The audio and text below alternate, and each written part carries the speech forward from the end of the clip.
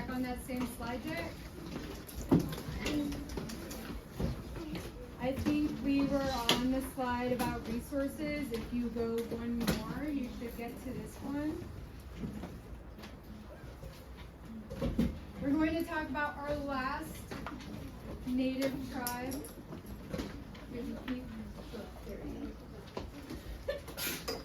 So the next minute, everyone's screen should look like mine. Should look like what's up there.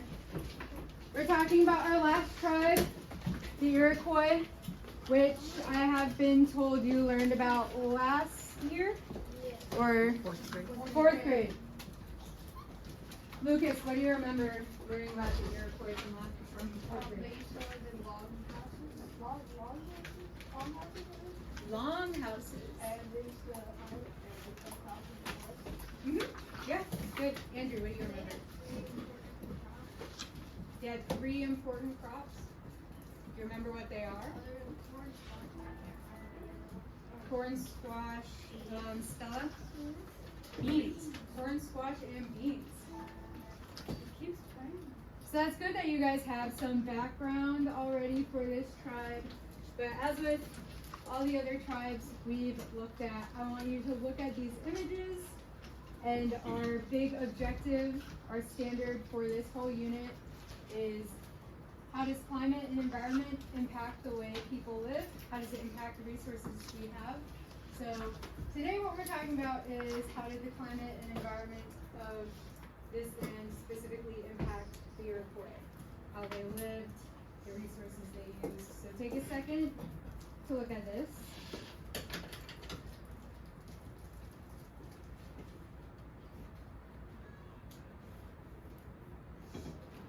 Andrew.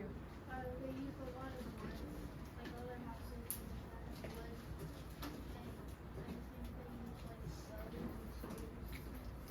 and Okay, so those spears, shelter is made of wood. You can see that very clearly in the picture. So we can deduce from that that wood was probably an abundant resource for them.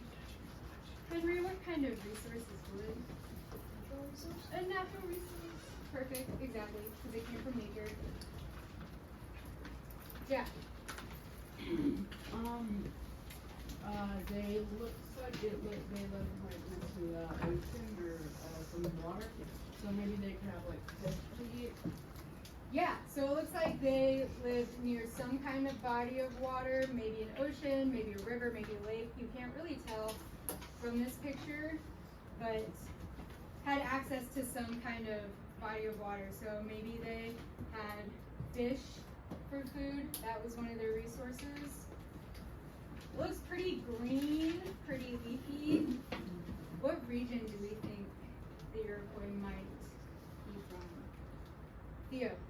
Appalachian Highlands or the coastal. The Appalachian Highlands or the coastal plain. I think those are fantastic guesses or deductions. Stella. They probably don't just eat meat like some other tribes might, because it's very green where they are, and they have lots of plants and lots of fruits and vegetables. It's probably easier to grow things. Perfect. Yeah, so again, with all this green, all these trees, this looks like pretty fertile land. It looks like they probably get a lot of rain. They have good ground for things to grow. So they probably don't have to solely depend on animals for food, kind of like how the Lakota were pretty dependent on the bison, right? These people were probably able to use crops a lot more because it's a good area for farming. Andrew.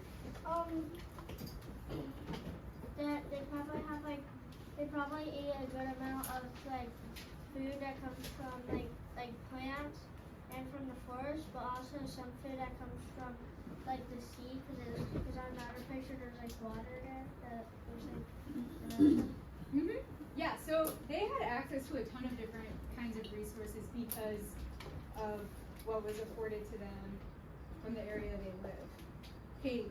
I think they might have hunted game a lot because it looks very wooded, and there's probably deer and bears.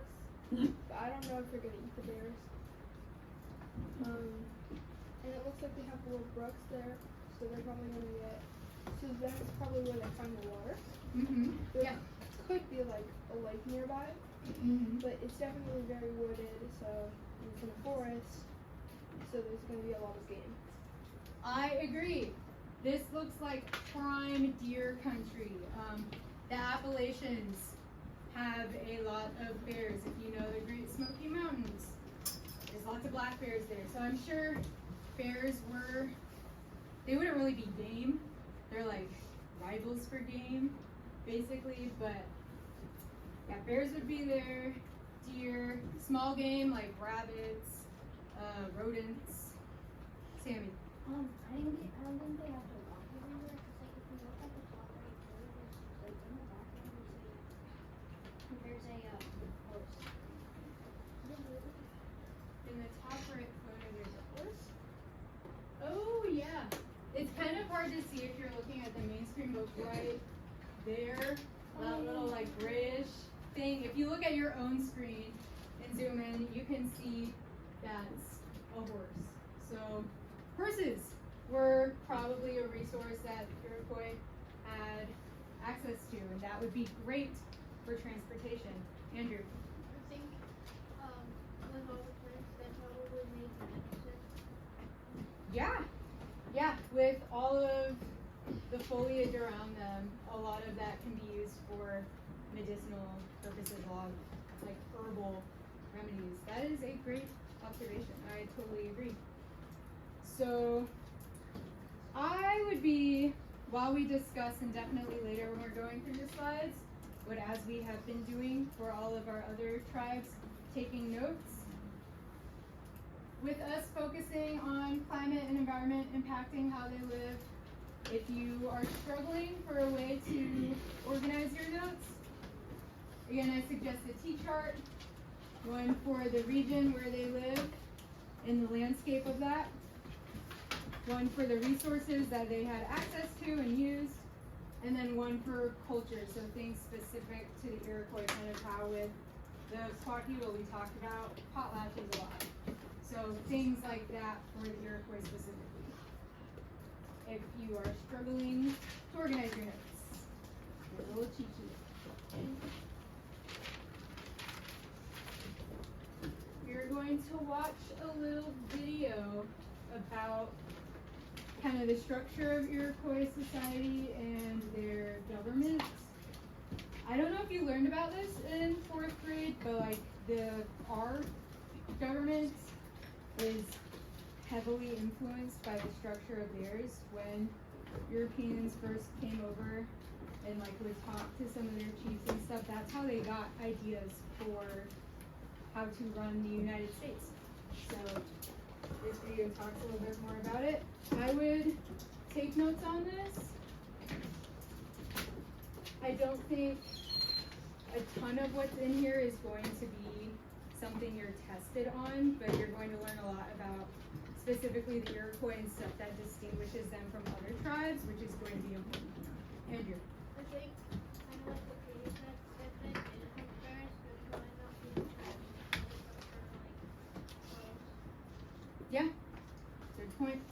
So are we supposed to have that T-chart set up, or just whatever a means of taking the notes? Just a means of taking notes. And it's on the Iroquois, right? Yes. So you should at least have a label so that you know that your notes are about the Iroquois. True.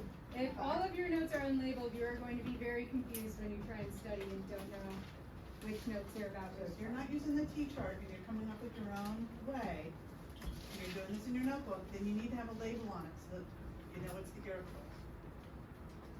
Thank you. You should spell it correctly because you've got slides that spell it correctly for you, right?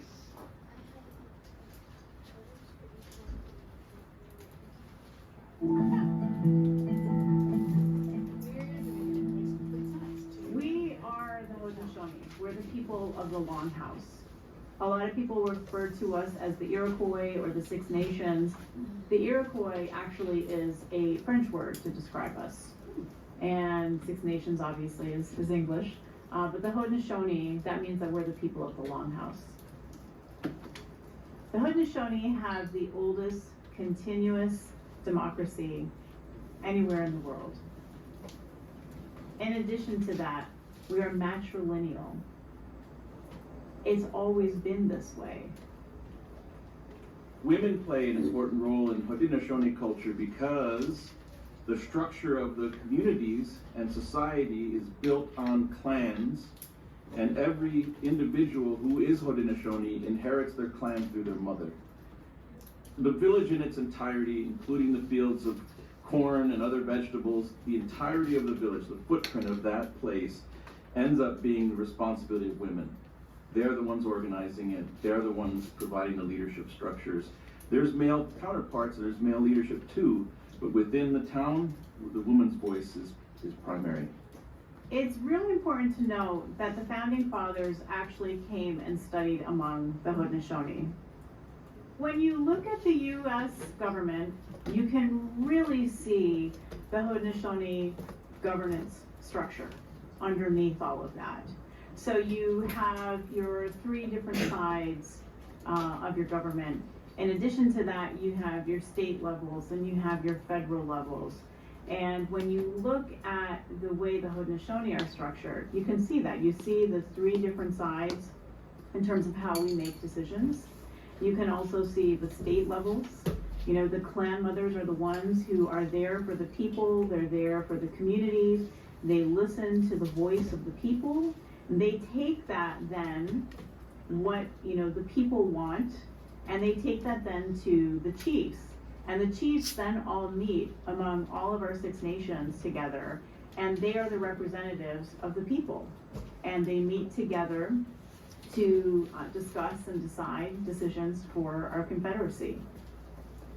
The U.S. government is rooted in Haudenosaunee culture, Haudenosaunee governance, Haudenosaunee ways of life. But what the founding fathers left out was the role of women. When you think about the Haudenosaunee form of governance, the reason that it works is because women are at the core of it. You have clan mothers who are really the decision makers for the people. They are the ones who inform the chiefs. This is what you're going to say. This is the interest you're going to represent when you go to represent us in council. He can't deviate from that. Because when a chief deviates from that and begins to act in his own self-interest, the clan mother has the right to remove him from that position as a chief. Haudenosaunee women, their period of suffrage took place 1,000 years ago, right? And so they've enjoyed, in a way, this sort of balance and equity ever since. It really was the Europeans who came here who started to effect and infect Native communities with a patriarchal mindset. So Haudenosaunee women of that time period understood and knew and functioned within that traditional paradigm still. And so they were never lacking for equity. I mean, that idea alone had to have been inspirational to the American women's suffrage movement.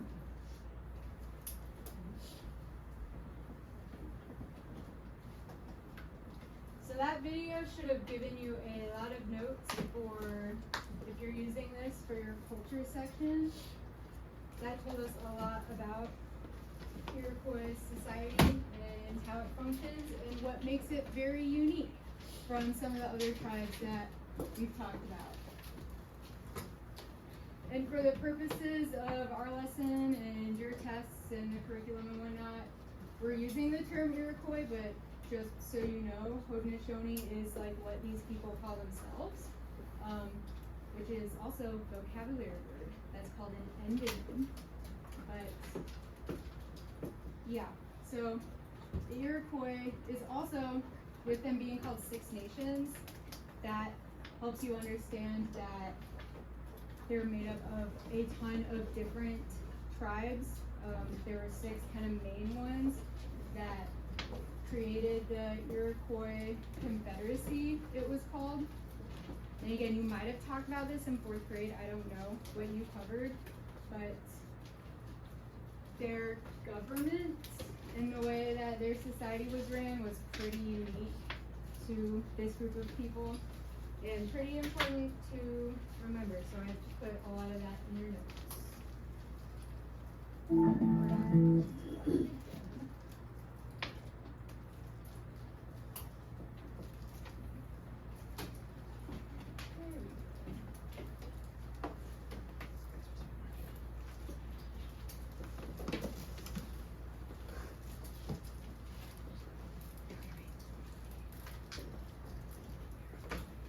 first we're gonna talk about the region where they were, and Theo was right on the money earlier saying they were like in the Appalachian and coastal plain area. This whole green area over here, which I think some of this, yeah, some of this might also be Canadian Shield area, yeah, just north of the Canadian border. So this spans over not just one region, but at least three. Andrew. It also, pretty sure it also expands to the Piedmont region too. To the what? Piedmont. Piedmont? So, I don't think, It's put in the Appalachian Mountains. Okay. Remember, I'm like, that wasn't one of our 8 regions, but it's good to know. my dad told me that that was a region of our things. So, the Iroquois were in the northeast area. So just north of the Canadian border to just south of the Ohio River. They're using so many things that we've talked about with our geography. It's such a coincidence that this is Yeah. It's such a coincidence that this is happening. No. So Alessandra made a really interesting observation. If you look at the major groups in the northeast area, she was like, there's Delaware, there's Illinois, there's Massachusetts. You're wrong. Huron. Yeah. So all of these places got their names originally from these tribes.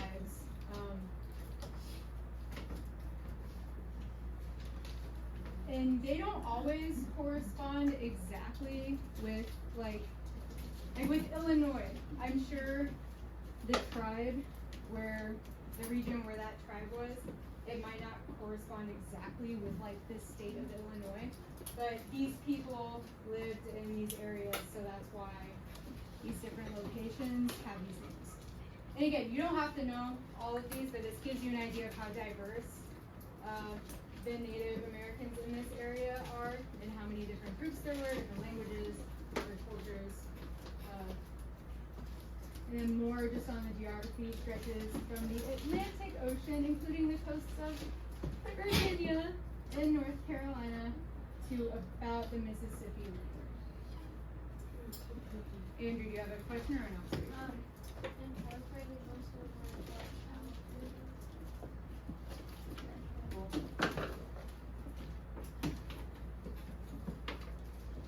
So again, I would be taking a lot of notes on this slide. This is something you'll definitely need to know for the test. Jordan? I don't think the tribe is on this list, but my mom is part of the Lumbee tribe in North Carolina. It's not on this list, but Yeah. in that area. So it might not be like one of the biggest major tribes, but yeah. And again, that's something to think about. These are just the major groups. Like, there are dozens of other tribes that are also in this same area. They're just not mentioned here. So again, Native Americans are very, very diverse.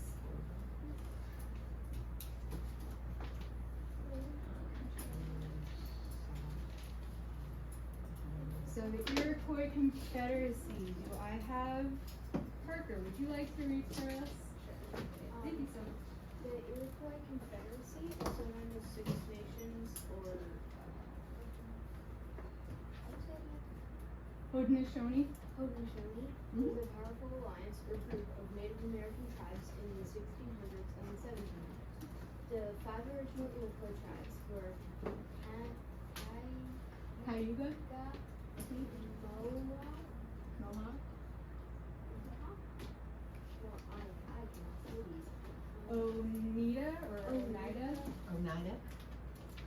Onondaga.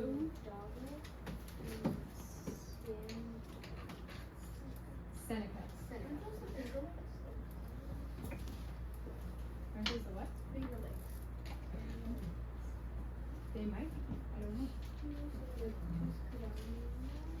Joined later. The Iroquois lived mainly in what is now New York State.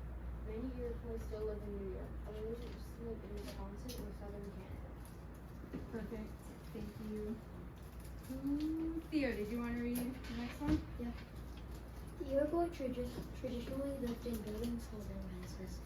They built longhouses by covering a wooden frame with tree wood. Each longhouse was large enough for several families. For food, the Iroquois tended fields of corn, beans, and squash. They also fished and hunted deer. Perfect. So those are definitely main details that I would put down in my notes. Those are their resources: fish, deer, corn, beans, squash, natural resources. And like Lucas mentioned earlier, they lived in long houses. This is one of the most well-known symbols or facts, I guess, about the Iroquois. Long houses are very iconic with this tribe. So again, we can tell from the long houses that wood must have been a resource that was really abundant to them. That tells us a lot about the region where they lived. Yeah, I wonder how big the biggest longhouses were. On one of the pictures on the other side, Oh, they do. Okay. So for the sake of time, I'm going to have you read the next 2 slides, basically just like 1.5 independently. And then when you get to the 3, 2, 1, you might not fill it out completely, and that's okay, because we have recess, just 5 minutes. But once you finish, I would like you to turn to someone around you at your table and share what you talked about.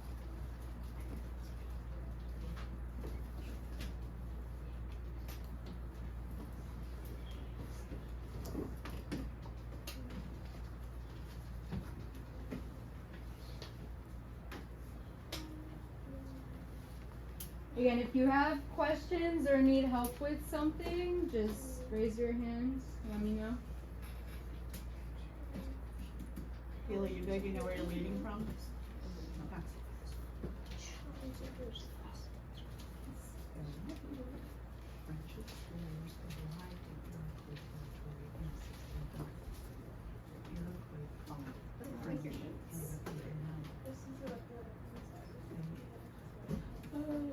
became allies and trading partners of the British, who were enemies of the French. With whom they led in trade, the Iroquois drew And that's basically what they were, I guess. The Iroquois were brave and skillful warriors. After the American Revolution, the Iroquois lost much of their New York land. Women played an important part in Iroquois life. They nominated members of the tribal council and they played the office of the each tribe had a given number of leaders to the population. Land of the Iroquois belonged to the large lineage family of the Iroquois warriors. So this paragraph is very much figures. Do you have anything about the name being control? Even though there was a chief, right? There was a chief elected, and what happens if the chief strayed from the women? He was removed, okay. Do you wanna note that, or are you gonna know that? Okay. This is the next one. According to the 2010 census data, the census. Again, once you're done with your 3, 2, 1, which I don't expect you to be there yet necessarily, but once you are done with that, I want you to find someone at your table or next to you who you can discuss and share what you put with. I was gonna do plot partners, but we definitely do not have enough time.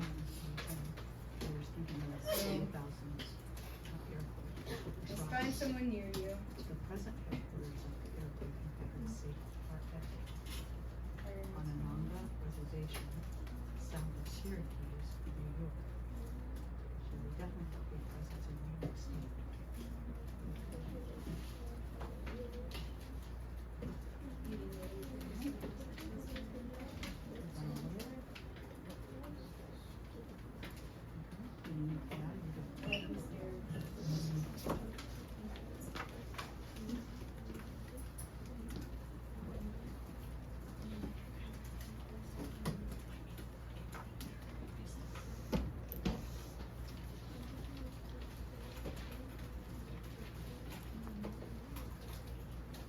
Evan, can I see you for a minute?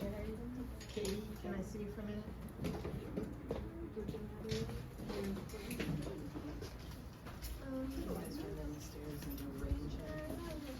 Tell me, like, is it sprinkling? Is it because it was raining hard, just do it.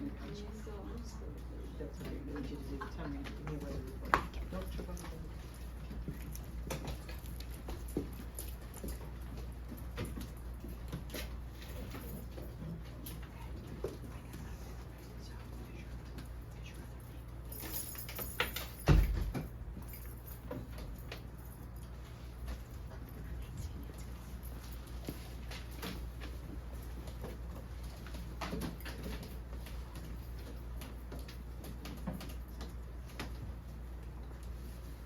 Take another 30 seconds or so to finish up what you're writing or finish up. I don't think any of you are discussing, but if you were, to finish your conversations, and then